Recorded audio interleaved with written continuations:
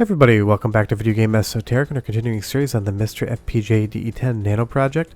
And today we're taking a look at GunCon3 support in MiSTer because this has been one of the most requested videos I have gotten, so I decided I should talk about how it works. And it is not the easiest thing, but it's also not the hardest thing. Before we get too far involved though, do me a huge favor, go down below, hit like, subscribe, that notification bell definitely helps us out. And if you feel so inclined to want to support the channel, we got a Patreon link down below as well. But you'll see here we have a GunCon, a GunCon2, and a GunCon3, the entire collection, and generally all the games that MiSTer would play would work on a CRT TV with a traditional light gun, which would use a sync to the rasterization pattern to be able to identify where you're shooting from. But today we're going to be playing PlayStation 1 and Sega Genesis light gun games on an LCD TV, and that is something that should not technically work.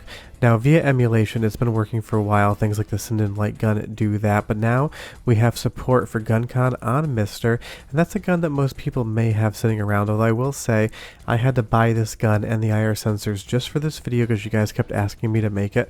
And it costs like $150, and I'm not going to make that back in revenue, so if you want to do me a favor and hit the subscribe button, I'd appreciate it more on this video than most. But you'll see here the GunCon3 was meant for LCD television, something like Time Crisis 4 here, which I am playing with the GunCon3 on my television for capture. It was meant to bring light guns home when CRT televisions are no longer relevant. And it did that by using an IR tracking camera in the front of the gun, which is completely different technology than you were used to at home, but arcades have been using it for a while, from House of the Dead 2 on, from Sega. That was actually IR based. And there's two sets of sensors, and they have three IR emitting LEDs at a 45-degree angle each, and I'm going to take these apart and try to remanufacture them because they are quite hard to find. But as far as hooking up the GunCon3 to your MiSTer, it couldn't be easier. You plug one USB port in for the IR sensors, you plug the other USB port in for the gun, and that is the entire setup as far as plugging things in. Now, these sensors are sensitive, pun intended, and you'll see here that traditionally it would be close to a 4:3 image that you would see on a CRT, but of course an LCD is going to be widescreen. But if we put the image up overlaid, you'll see those sensors are close to the edges of a 4:3 aspect ratio. That is where I found the sensors to be the most effective on my television in my living room, but you will have to adjust them because it does depend on the size of your television. I'm using a 75-inch 4K. But if you see the sensor here, it is flush to the bezel of my television, and it has to be flush. If it is angled slightly off in either direction, your aim and tracking is going to go to hell very quickly. Make sure it's flush. Trust me, if it's not perfectly flush, figure out a way to move that sensor and keep it flat onto the bezel, or else you're going to have a really bad time. And you'll see here that you have two different sensors, and they both need to be mounted perfectly flush. If they're even so slightly off, things just go very poorly. But when you do get those two IR sensors in the proper place on your television, and you go in here and set the Pad 1 or Pad 2 to GunCon, you're going to basically be ready to go. All you need to do outside of that is you need to assign the buttons to your GunCon controller. Now keep in mind every game used a different button for the trigger. For something like Namco games, it is the circle button. For other games, it is the cross or X button. So you're going to have to look up the manuals and make sure you have the right button assigned to the trigger, or else you're not going to be able to fire, or you're going to use a different button on the GunCon3. But the nice thing is it has a lot of buttons, so just make sure you define all of them because you may need them in game, and make sure you keep track of what is start and what is the trigger, because that's going to be the most important. But once you get that done, you're going to be able to see we can calibrate the GunCon3 on an LCD, and we're playing Point Blank 1 on an LCD screener, in this case a capture, and it is working perfectly fine. You'll see that there is a tiny reticle. The core does have larger options as far as tracking your shot. I just left it off for the capture. You'll see here I managed to get to play as player 2. If that happens and you've got the wrong controller calibrated, just reset the player assignments, and that'll swap 1 and 2 around, and it'll allow you to play as player 1 later on. It doesn't really matter for most games, you can play as player 2, but if you want to switch it around, just reset those assignments. And you will see here again, we are playing a game that was meant for CRT televisions and CRT light gun technology, and we are playing it on a capture device, which means there's no CRT involved. Now I will say that this is really nice, but I do want to qualify the following statement. It has nothing to do with MiSTer's implementation. It is good. But I have never liked IR light gun technology the same way that I have liked rasterization based sync light gun technology. Give me a CRT and give me a traditional light gun any day of the week over any sort of IR tracking device. But what MiSTer is implementing here is extremely good, and if you don't have a CRT lying around like most people don't, I mean if you're watching this channel maybe you do, this is going to be an awesome option for you. But moving on to something different, another huge game. I played the hell out of this back in the day as a kid, and of course I own a copy of it now, Time Crisis.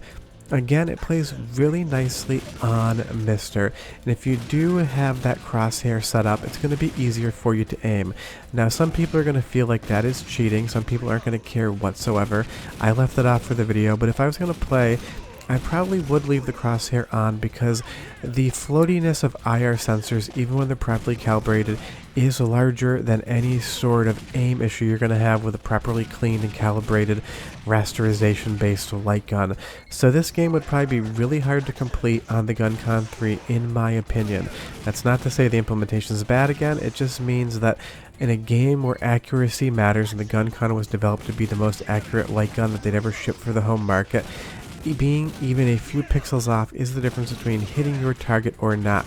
But MiSTer's no better or worse than something like MAME using a Wiimote. Moving over to MAME here, it's the same concept. It's IR tracking technology using a Wii pointer or a Wiimote. And I will say that again, it's still worse aiming than if you're using a traditional light gun that was meant for the arcades. But like I said, so many people don't have CRT TVs. Having this is great. And in a game like Terminator 2 here on the Sega Genesis that came with a crosshair for the game in general, it is as good as using a light gun. If the game was meant to not reduce you to making super accurate shots, it plays extremely well and you probably wouldn't notice the difference. It's only when it demands extreme accuracy from you that the IR tracking technology lets you down, and that is just based on how those sensors work. It is biangulation, if that is a word, I'm just saying it. It's not triangulation. There's only 2 points, those 2 sensors. But moving over to another game, Elemental Gearbolt, this is an absolutely outstanding game. If you've never heard of it or never played it, I can't recommend it enough. And I found that this actually had the best tracking of any of the games I tried, and that's just down to how the game kind of indicates where you should be aiming. This game doesn't do anything different than any other game on a MiSTer. The only unfortunate part is it is still buggy graphically, and I'm sure that's going to get fixed in the course soon. But I found my aim to be very accurate and very true, and I think it's down to the fact that the game kind of indicates where enemies are coming with these little overlays over them. And of course, it's going to be a little bit smeary here with the polygons, just deal with that. But IR tracking technology is pretty good, and the implementation on MiSTer is as good as if you had used it for something like Time Crisis 4, and that is great. This opens up light gun games to so many more people if they want to buy a GunCon3, because it doesn't make you need that bulky CRT television, because without technology like this, games would be lost to time. But moving on to another game for the PlayStation 1, Crypt Killer. Absolutely love this game. It is outstanding, and I just could not get it to start on my MiSTer. I calibrated the controls, I changed start mapping around, I checked with other people. This just seems to be my issue. Maybe you'll encounter it as well, but other people are able to start the game with the GunCon3, so there must just be some weird setting. The nice thing is I do have an original arcade board for Crypt Killer, so it doesn't really matter if I can play it on my PlayStation 1 or not on the MiSTer core, because I can play it as the arcade original. But the reason I'm showing you this right now is that, do you want to see GunCon2 or GunCon1? Do you want me to do MiSTer light guns for PlayStation 1 on an original CRT television? Because I will say, this is highly accurate, but it's not going to allow me personally to be able to pass every single level on something like Point Blank here, which I could do on an original CRT. Now on this level, the scoring challenge, it was close and accurate enough to be able to get that score clear.